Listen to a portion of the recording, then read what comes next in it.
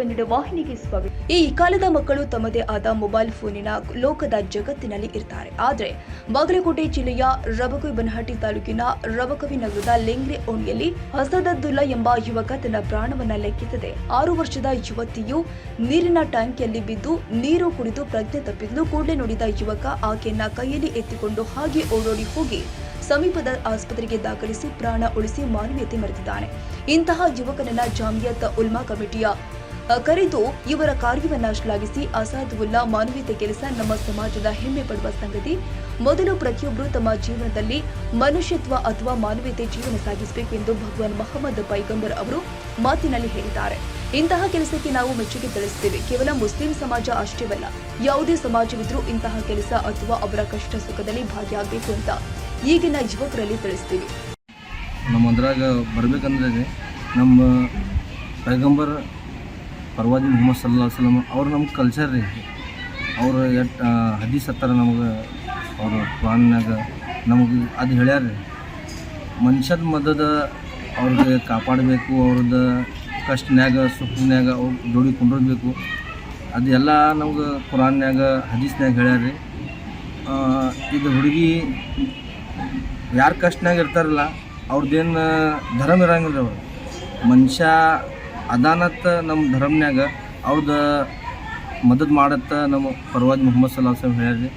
ನಾವು ನಮ್ಮ ಸಮಾಜದಿಂದ ರೀ, ನಮ್ಮ ಉಲಮಾ ಕಡೆಯಿಂದ ರೀ, ನಮ್ಮ ಎಲ್ಲ ಕಡೆಯಿಂದ ಹುಡುಗಿಗೆ ಸನ್ಮಾನ ಮಾಡೋದು ಪ್ರಶ್ನೆ ಏನಂದ್ರೆ ರೀ, ಎಲ್ಲರೂ ಹಂಗೆ ಮುಂದೆ ಬಿದ್ದು ಎಲ್ಲರಿಗೆ ಸುಖನ್ಯಾಗ ದುಃಖನ್ಯಾಗ ಜೋಡಿ ಕುಂಡ್ರಬೇಕತ್ರಿ.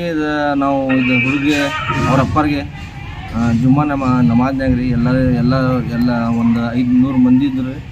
ಅವ್ರು ಎಲ್ಲರ ಮುಂದೆ ಅವ್ರು ಇದು ಮಾಡಿವಿ ನಾವು ಸನ್ಮಾನ.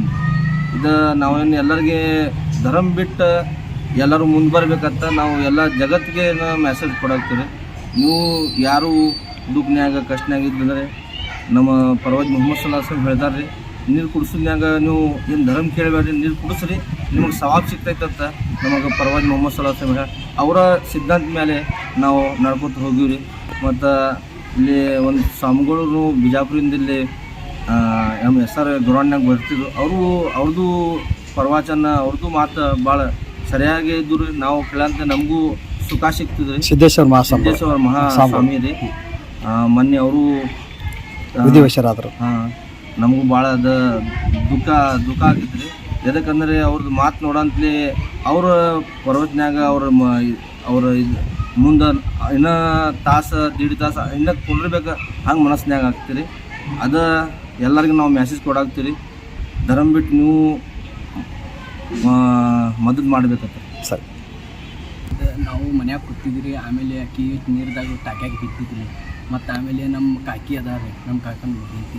ಅವ್ರು ಹೇಳಿದ್ರಿ ನಮಗೆ ಇಲ್ಲಿ ನೀರ್ದಾಗ ಬಿದ್ದೈತಿ ಅಂತ್ರಿ. ಆಮೇಲೆ ಆಕಿ 2 ಮಿನಿಟ್ ಆತ್ರಿ ಆಗಿ ಹೋಗಿ. ಆಮೇಲೆ ನಾ ಇಲ್ಲದ ತೆಗೆದು ಆಮೇಲೆ ಎಲ್ಲ ನೀರು ಕುಡಿದು ಇದಾಗಿತ್ತು ಆಕೆ.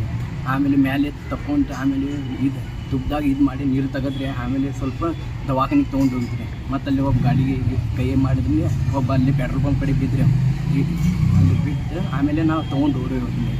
ಆಮೇಲೆ ಅಲ್ಲಿ ಮತ್ತೊಬ್ಬ ಡಾಕ್ಟರ್ ದವಾಖಾನೆ ಇದ್ರಿ ಅಲ್ಲೇ ಬಾಜುಗಳು ಆ ರೋಡ್ ಕಡೆ.